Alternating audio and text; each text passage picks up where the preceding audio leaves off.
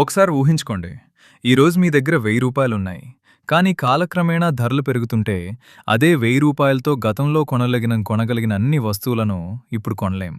దీన్నే ద్రవ్యోల్బణం లేదా ఇన్ఫ్లేషన్ అంటారు. ఉదాహరణకు, ఒక ఉద్యోగి జీతం రూ. 30,000 నుంచి రూ. 31,500కు పెరిగింది అనుకుందాం.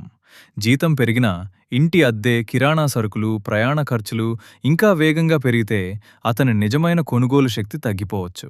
ద్రవ్యోల్బణం మన రోజువారీ జీవితంపై ప్రభావం చూపుతుంది.